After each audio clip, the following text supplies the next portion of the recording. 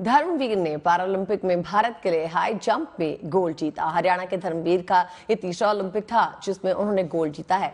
Disability पर बात करते हुए उन्होंने बताया कि 2012 में एक हादसे में उनके शरीर के निचले हिस्से ने काम करना बंद कर दिया था, जिसके बाद उन्होंने जीने की उम्मीद छोड़ दी थी।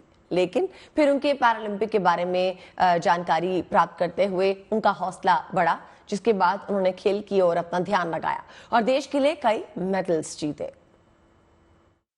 इस बार भारत की जो मेडल टैली थी वो वाकई में काबिल तारीफ थे। इस वक्त मेरे साथ गोल्ड विजेता कहूंगी मैं धर्मवीर जी मौजूद हैं। सर, बहुत बहुत स्वागत है आपका आज तक पर और हमारे इंडिया टुडे ग्रुप पर।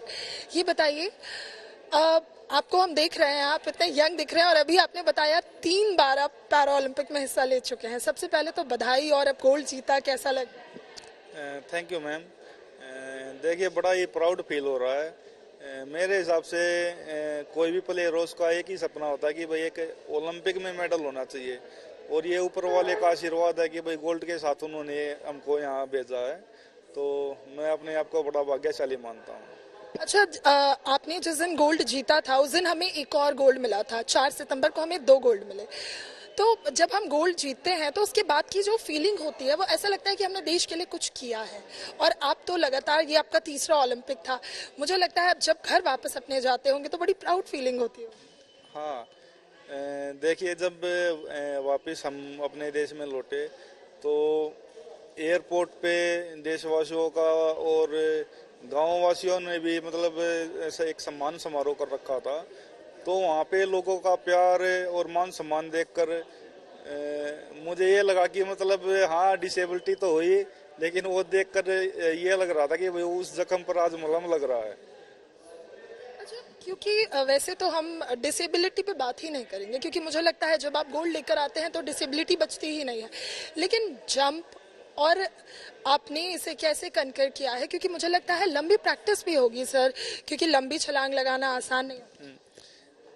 आप बिल्कुल ठीक बोल रहे हो। मैंने 2014 में गेम स्टार्ट किया था और 2015 में मैंने पहला नेशनल खेला था जहाँ पे मेरे 2 ब्रोंज मेडल आए थे, और 1 साल के अंदर ही 2016 में रियो पैरालंपिक्स में मैंने पार्टिसिपेट किया था। तो उस टाइम तक इतने कम टाइम में ओलंपिक में पार्टिसिपेट करने वाला मैं पहला ही प्लेयर था। तो मेडल की जहाँ तक बात है तो देखो, रियो में तो मैं सच बताऊंगा इतनी अच्छी तैयारी नहीं थी कि मेडल आ जाए, लेकिन टोक्यो में मैं बहुत अच्छी तैयारी के साथ गया था, लेकिन हार्ड लक वहाँ पे मेरा मेडल मिस हो गया, नहीं हो पाया। तो लेकिन इस बार ऊपर वाले ने आशीर्वाद दिया और किस्मत ने साथ दिया, इस बार गोल्ड मेडल के साथ आए हैं।